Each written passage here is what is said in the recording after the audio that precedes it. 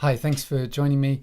There are three potential options or scenarios for BNO passport holders in Hong Kong, and I'm going to go through the three of them here in light of the history of Hong Kong. And this is really just a response to the debates that have taken place over recent years, but of course the important update that there's a new visa route that's announced for BNO passport holders. So let's go through the history now. So the background is that individuals who didn't acquire a Chinese nationality and would have been stateless on the 1st of July 1997 automatically became British overseas citizens under the legislation, which was Article 6.1 of the Hong Kong British Nationality Order 1986. But this generally only applied to those who were ethnically Chinese. But otherwise, acquisition wasn't an automatic process, and so eligible residents had to have applied for the status before the end of the registration period, which I've shown in this diagram. So the deadline for that depended on your date of birth, but the last deadlines were in 1997. So about 3 million people acquired BNO status, and those ineligible who wished to register as BNOs were required to have been naturalised as Hong Kong connected British dependent territory citizens by the 31st of March 96. So a large number of people were not eligible for BNO status. So a large section of the population, of course, is not eligible. And also many people who were eligible did not register. In some cases, it was quite unfair. It might be because they were young and their parents didn't register them. And I'm going to just give you an example of a case study of that, which was raised in Parliament the other week. So just to go through the timeline then. So the UK-China Joint Declaration, the 1984 agreement, laid out that British dependent territory citizens would be eligible to retain an appropriate status which, without conferring the right of abode in the United Kingdom, would entitle them to continue to use passports issued by the government of the United Kingdom. And the British Nationality Act 1981 came into force at the beginning of 1981 and made residents of Hong Kong British dependent territory citizens, and it gave a right to live in Hong Kong but not in any other British territory. And then Hong Kong residents automatically lost British dependent territories citizen status on the 1st of July 97. So accordingly, British national overseas citizen status was created in advance of that date, and someone who was a British overseas territory citizen by connection with Hong Kong was able to register. So it's estimated that there are about 2.9 million people, 3 million people who have BNO status, but at the moment the government has only referenced about 300,000 of them who have the passport, and that's because people registered according to the guidance that was issued that was available at the time. Passports were issued, but many of them have lapsed, and people have simply not renewed. So as a consequence, of course, there's been a big surge in applications, I think quite rightly, for the new passport for those who have BNO status. They are renewing their passport, and I discussed in my last video the process for doing that, how to apply for a British national overseas passport from Hong Kong and renew your passport.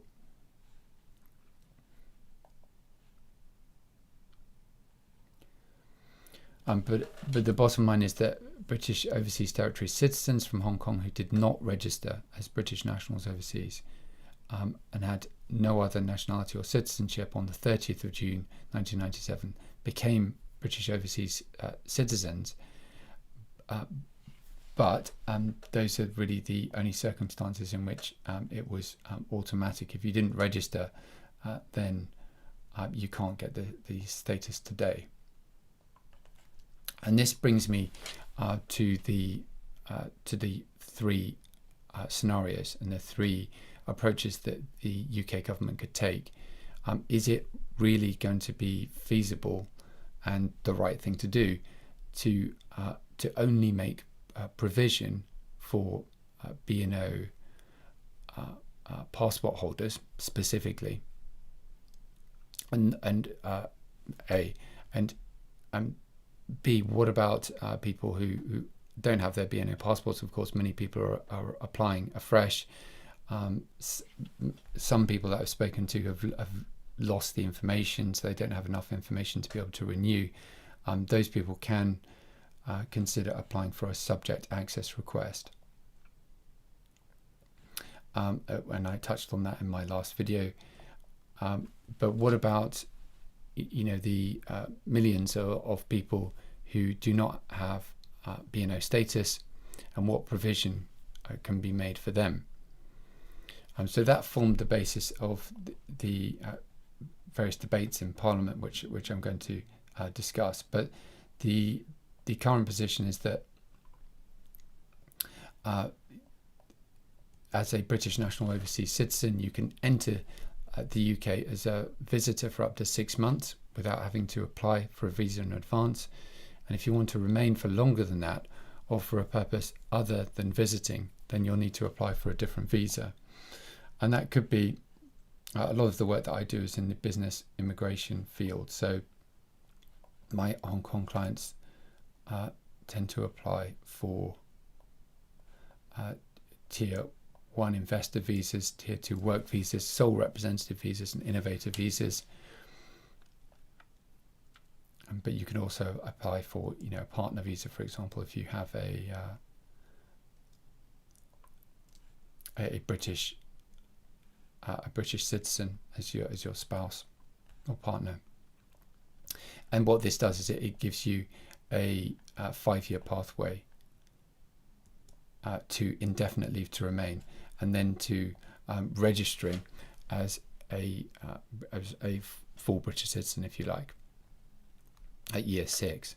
But you still need some form of leave, in other words, a visa, to take you beyond the 6 months that you're entitled to as a BNO. So this brings us to the latest position. So assuming that the Chinese government does proceed as many people fear, it may be that this is going to be, my best information is that would be in the latter part of this year, possibly early 2021. So if the UK government responds at the end of 2020 or beginning of that period, then that would give BNOs the ability to either come in, or if they're here already, to extend in 12-month periods up to year 5. This is the likely trajectory. As I say, my best estimate, given the information that's available, on what the route would look like. So currently there is a 6-month stay, and then that would be extended up to this new 12-month period, which would then be renewed until one gets to year 5, and then at that point apply for indefinite leave to remain, and then at year 6 register.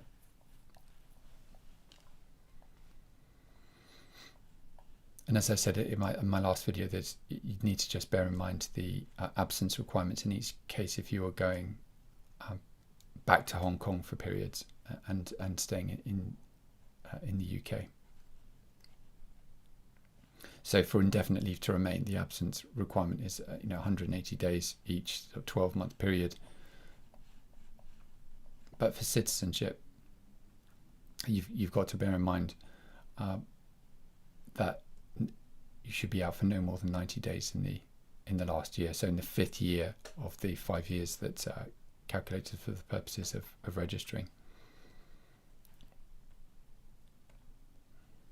So let's go then to the three options. But before I do, I just want to show you the example, which just highlights why there's different policy approaches. And this was the question put by Wendy Chamberlain in Parliament. Yesterday I was contacted by a constituent who is an overseas student at St Andrews University. He did not apply for a BNO passport at the time of the original offer because he was a toddler. And I have a couple of friends and contacts who are in this position. His parents did not apply on his behalf. I welcome the Foreign Secretary's statement, but there are many Hong Kong citizens who, like my constituent, did not receive a BNO passport in the first place and missed out. Will he consider the proposal made by my right honourable friend, which would offer a pathway to citizenship for all Hong Kong citizens? And this is the option which I want to highlight as this is the scenario, if you like, I want to highlight as scenario number 1, and that's that this offer is extended to all Hong Kong citizens, which many may feel is the right thing to do, is the morally correct approach.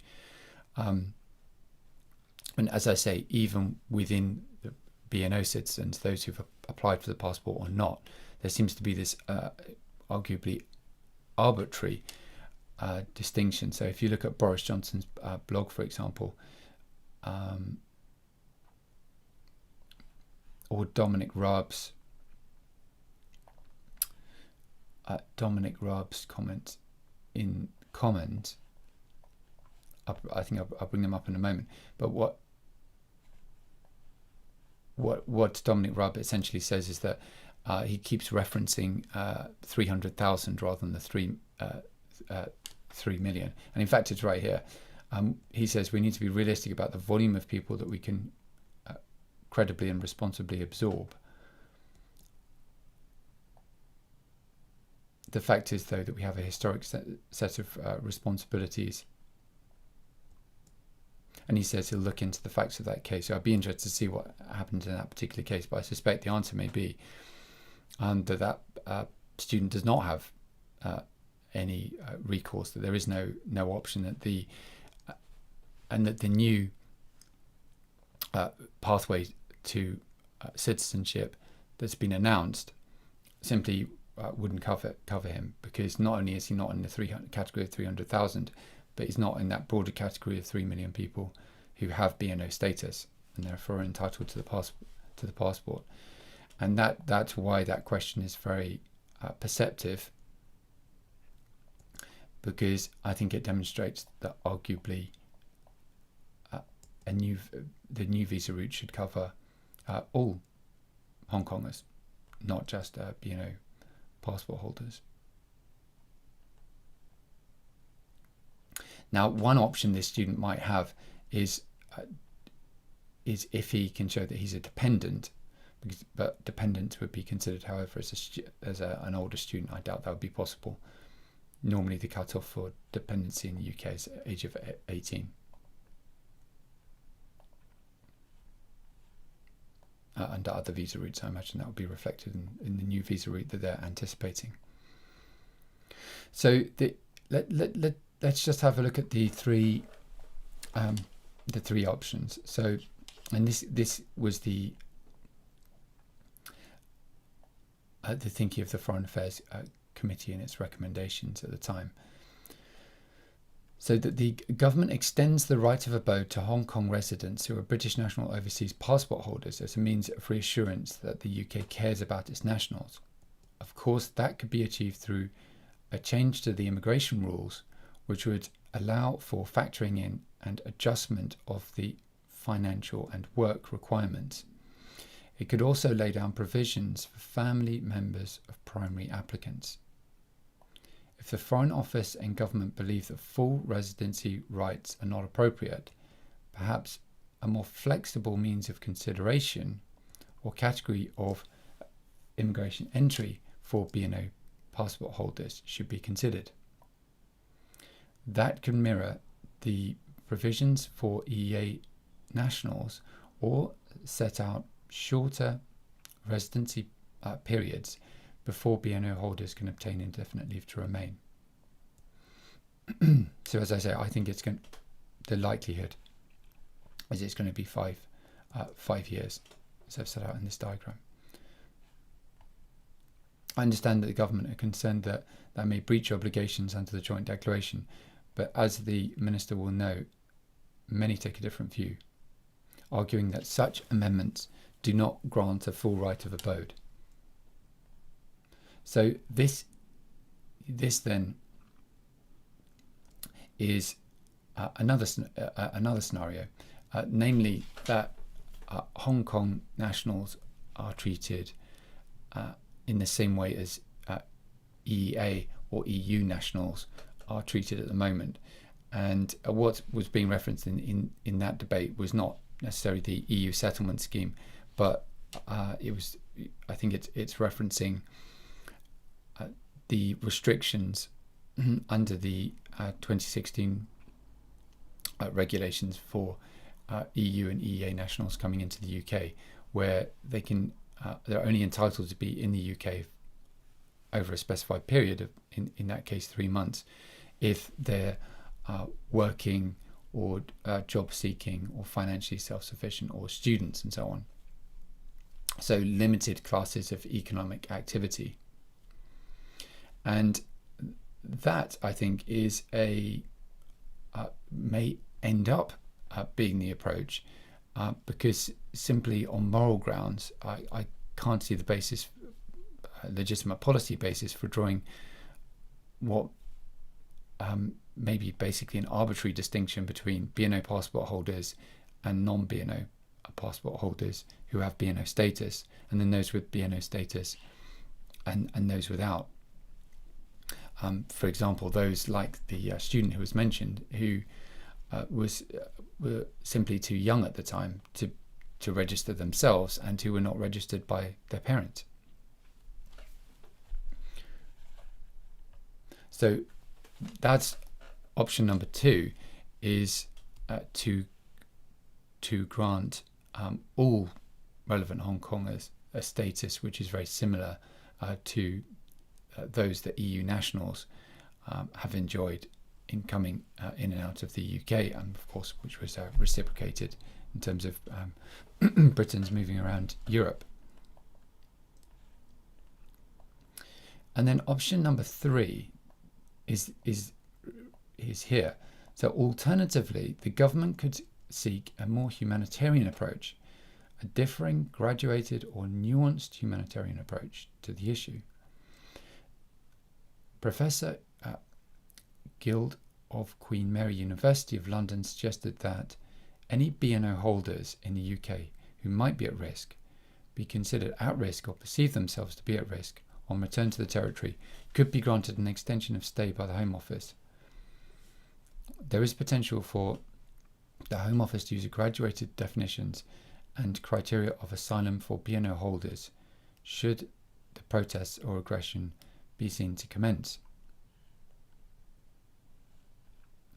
So that's the third scenario, is that, say, matters deteriorate at the end of the year, which of course everyone hopes that will not be the case, but if there's significant social discord or breakdown in society, then there will be, a moral obligation which will need to be reflected in the policy approach that the UK has to Hong Kong in light of, this special historical relationship and responsibilities.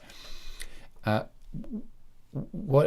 I think this is problematic is that you see in the asylum context, for example, people struggling to establish substantial grounds and demonstrating a genuine risk of persecution. Evidentially, that can be difficult, and it doesn't address the core of the problem. I think the reason why the learned professor referenced a graduated approach is here. I think the definitions that one sees or for persecution and having substantial grounds to believe and reasonable grounds to believe that you're going to be persecuted would be difficult for the great many people in Hong Kong to evidence.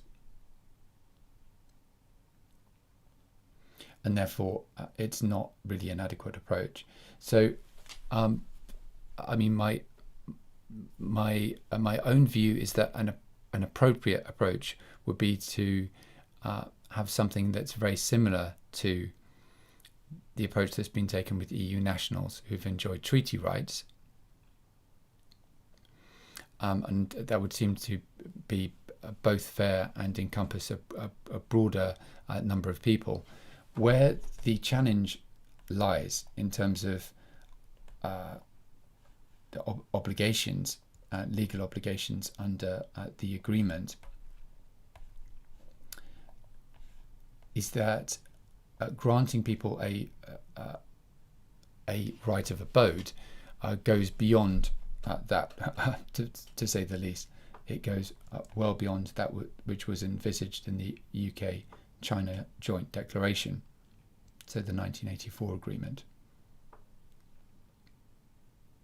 And that is why I think that the approach has been taken by the British government, that people are not given a right of abode as such, but simply a renewable 12-month visa, which ultimately allows them to register under the existing legislation governing citizenship. In other words, registering, as I've said here, under the registration provisions. Let me just get the correct diagram.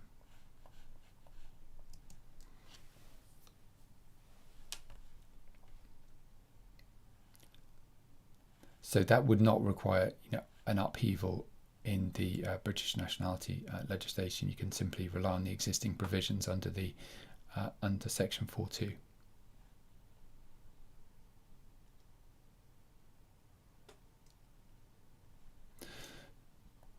So in summary, three scenarios are: number one, that the right is extended beyond simply the category of BNOs that are currently encompassed by the proposals. Number two, that there's an alternative approach taken, which is based on something that's very similar to the way that EU nationals have been treated who have been in the UK. In other words, if they do certain types of qualifying activity, then they can remain. And option number three is some form of graduated approach, which is based on assessment of risk to individuals. That would be administratively cumbersome, difficult to assess, and arguably unfair to the people of Hong Kong. So those are three potential scenarios. Just to be clear, the actual proposals that have been put forward contemplate something which is very modest in the government's publications, and in Boris Johnson's blog article on this point. What's proposed is that BNOs will be able to apply for leave to stay in the UK if eligible for extendable periods of 12 months. And that BNOs will have to qualify under the immigration rules in the same way as any other applicant. So the three scenarios that I've set out are ways in which the government could go further and really arguably better fulfill its obligations towards Hong Kong than this fairly light approach that's been taken currently. So I hope that's helpful. I would recommend that you, if you do have BNO status, that you apply to renew your passport if you don't have a current one, and that you get any additional information you might need from the passport office to enable you to make that application to renew if you've lost your paperwork. And you can do that through a subject access request. That's what I touched on in my last video. You should take legal advice on your circumstances. This video is just for information purposes, and I'd be happy to assist you. My contact details, if you want to schedule a consultation with me, are just below. I'll be producing more updates as we get updates on this in the coming weeks and months. Thanks very much for your time. Bye for now.